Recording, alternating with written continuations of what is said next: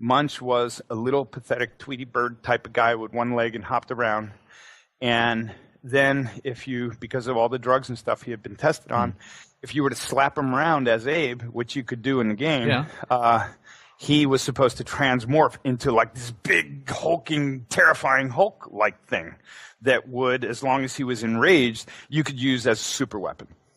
And so you'd have to like abuse him a little to piss him off, and then when he got pissed off, he'd turn into that, and then you could, through controls, you could control him now as a big super, Hulk, bashing the hell out of everything. But the Hulk got cut from Munch. So Munch as a character was only wound up being half. He's half the man he used to be. Of what he was intended to be, exactly. And if there was a fault of anyone's on that, that was mine, because I still did not really grasp how much work would really be involved to do these new types of gameplay and to really merge genres. Munch was like one of my biggest heartbreaks as an experience. I think it aged me, 10 years. But I learned a lot as a designer. I'll just reflect on this for a second. I learned a lot as a designer because I was overly ambitious. I was requesting things that we didn't have the resources to do.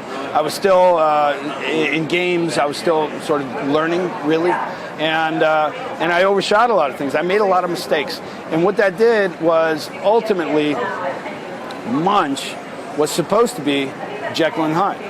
Munch was supposed to be this little cute guy, and if you slapped him around and got him upset, the steroid testing that he had done to him in the labs would turn him into this like hulking, giant crazy thing that would just beat the hell out of people. And that was part of the whole original concept. And then we wound up, we had a lot of struggles with the PS2 in the beginning, and we had limited resources, and it was getting very frustrating. It's just because you have to borrow money against what you're going to predict the title costs. And if you can't predict what the title costs, you're in trouble. Because every dime you're going back for that says, oh, we need more money, it's coming out of your flesh. It's coming out of your hide.